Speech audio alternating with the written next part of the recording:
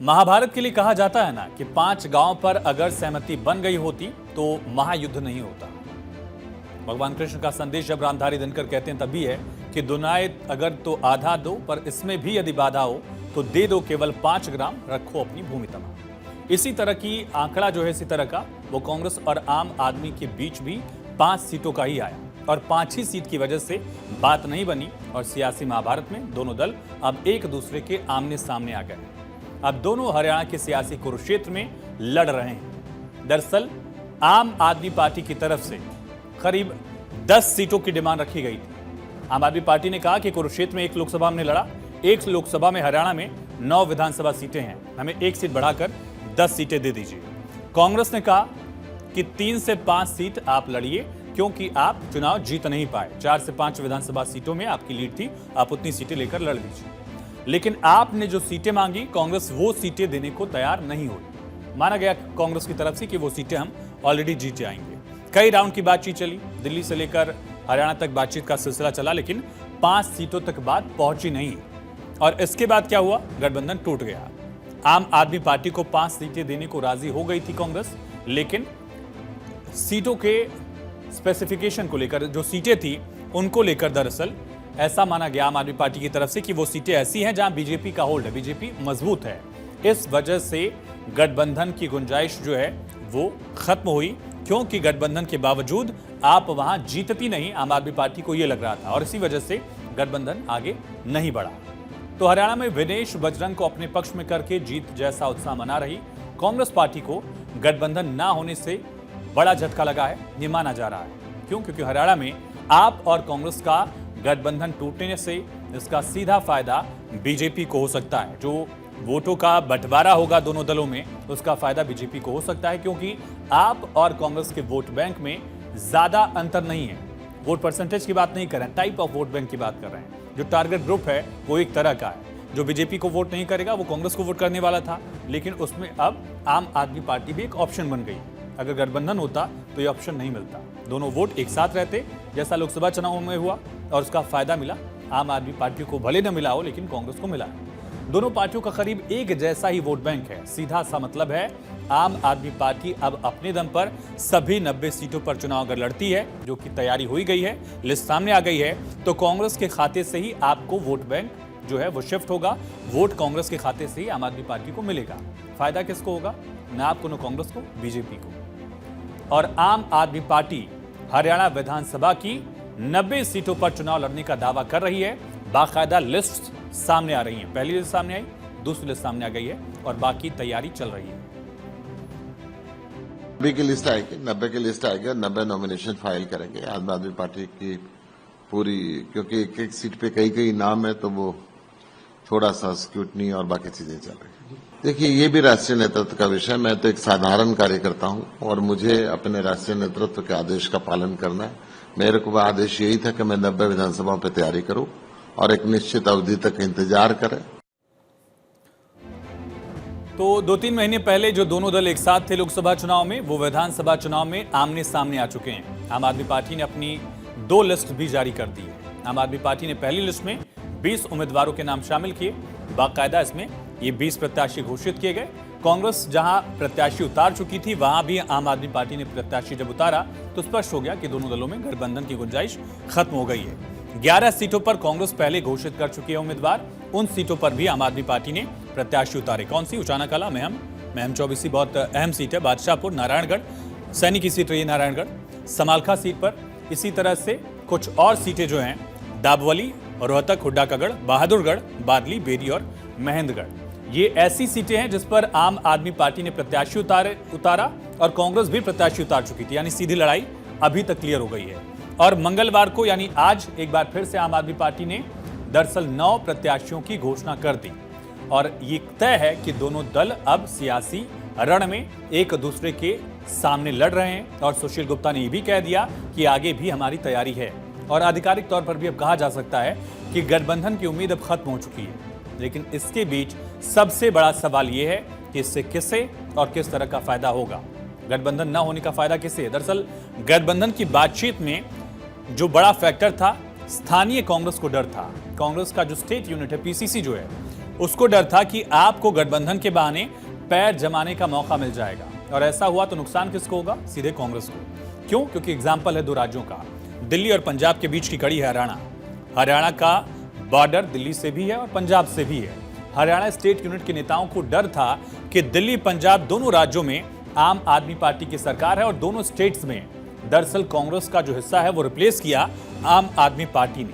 और वही डर है कि इसी तरह का फॉर्मूला जो है, अगर हम खुद गठबंधन करके आम आदमी पार्टी को जगह दे देंगे विधानसभा चुनाव लड़ने का, तो उसी तरह से जैसा पंजाब में हुआ, जैसा दिल्ली में हुआ, वैसा हरियाणा में न हो जाए। एक लॉन्ग टर्म सोचा गया स्टेट यूनिट की तरफ से। जो वोट बैंक कांग्रेस का माना जाता रहा है, उससे आपने हथियाया दिल्ली में भी और साथ ही पंजाब में भी। यही डर था राज्य यूनिट को प्रदेश के लिहाज से भी। अब बात करते हैं सबसे अहम सीट की, सबसे चर्चित सीट की। कौन सी सीट?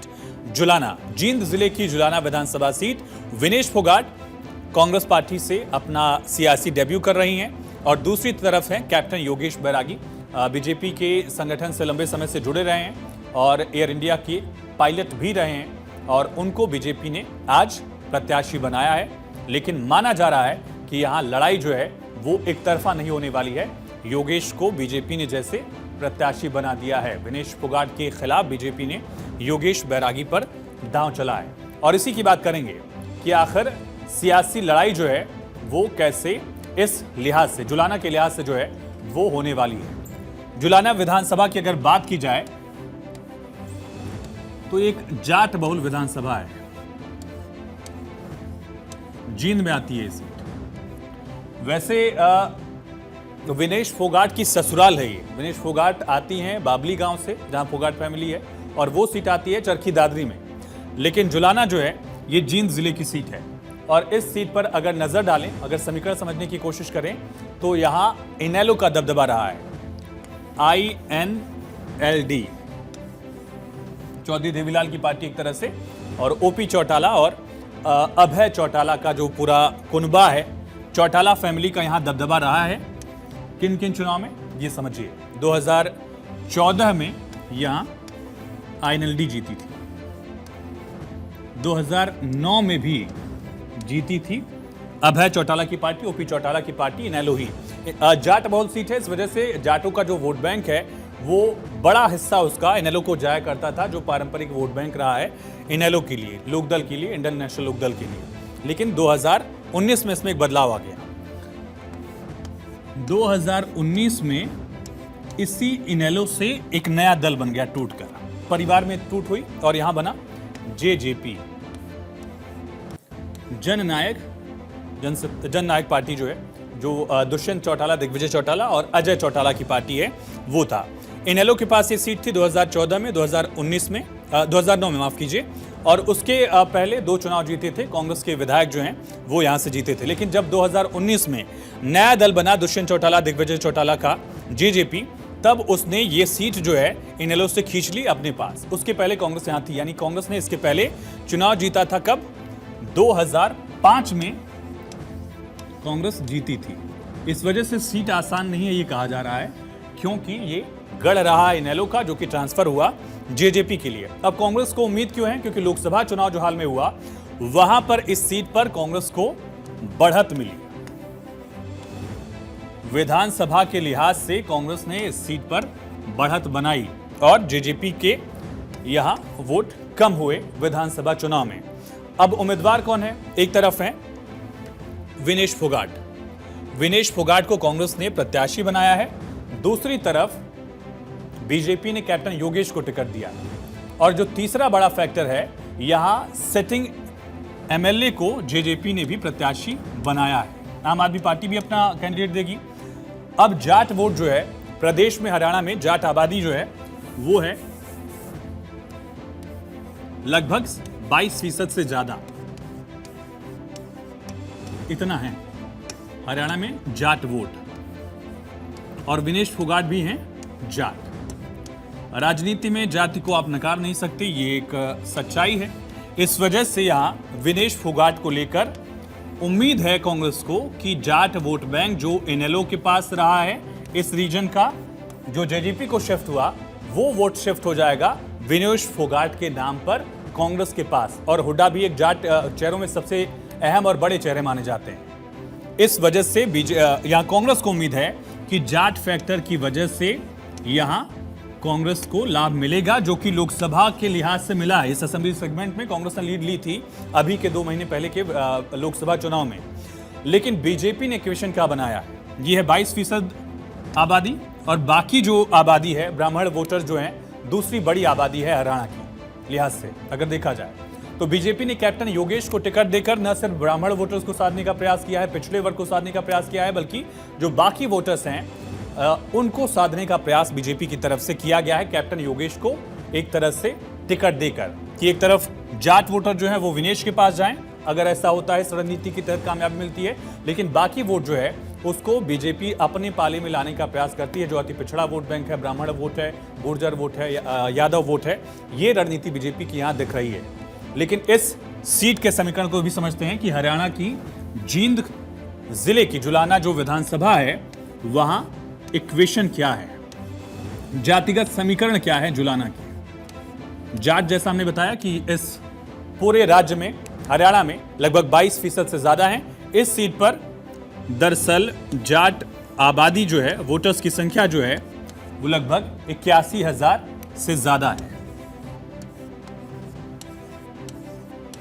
जाट वोटर जुलाना में, और बीजेपी यही समीकरण जो है यहां भिड़ा रही है कि बाकी वोटर जो हैं वो बीजेपी को मिले, ये उम्मीद बीजेपी कर रही है। लेकिन फिलहाल लड़ाई इतनी आसान बीजेपी के लिए भी नहीं होने वाली है, और ना ही दरअसल आसान होने वाली है विनेश फोगाट के लिए, क्योंकि जेजेपी ने भी अपने सिटिंग विधायक को यहां प्रत्याशी बनाया है। वो भी कुछ वोट लेकर आएंगे, वो भी जाट वोटर्स को अपने पाले में लाने की कोशिश करेंगे। और अगर हरियाणा के बाकी समीकरणों को भी समझिए तो वहां पर भी ये अलग अलग जातिगत समीकरण दिखते हैं। कैसे, ये समझिए। बीजेपी ने पहले 2014 में पंजाबी चेहरा मनोहर लाल को आगे किया, पंजाबी वोटर्स को साधने के लिए और बाकी जो वोटर्स हैं उनको साधने के लिए। अब किसको आगे किया बीजेपी ने? नायब सिंह सैनी को। क्यों? क्योंकि ओबीसी वर्ग जो है उसकी आबादी हरियाणा में लगभग 30% है। बहुत बड़ा वोट बैंक है ओबीसी वोटर, जिनको उम्मीद है कि युवा चेहरा जो नायब सिंह सैनी का है वो आएगा। इसके अलावा जाट, जैसा हमने आपको बताया कि 22% से ज्यादा आबादी जाट वोटर्स की है, और इसमें इनेलो भी है, कांग्रेस भी है, जेजेपी भी है, और अगर आम आदमी पार्टी को स्थानीय कैंडिडेट अच्छा मिलता है तो वो भी वहां पर शिफ्ट होगा। एक और बड़ा वोट बैंक जो है जिस पर नजर कई बार नहीं जाती है वो है एससी वोट बैंक, जो दलित वोट है। दलित वोटर्स की संख्या हरियाणा में लगभग 21% है, और ये वोट बैंक किधर शिफ्ट होगा इसको लेकर लड़ाई है। इसको लेकर अलग अलग इक्वेशंस भी हैं। कैसे इक्वेशंस हैं? एक तरफ आजाद समाज पार्टी को जेजेपी अपने साथ लेकर आई है इसी दलित वोटर्स के लिए। इसी तरह से दरअसल बीएसपी का अलायंस हुआ है इनेलो के साथ, आईएनएलडी के साथ। जो 21% का आंकड़ा आप देख रहे हैं, इसको साधने की कोशिश भी हर दल की तरफ से लगातार की जा रही है, ताकि वो अपने पाले में इस वोट बैंक को ला सकें।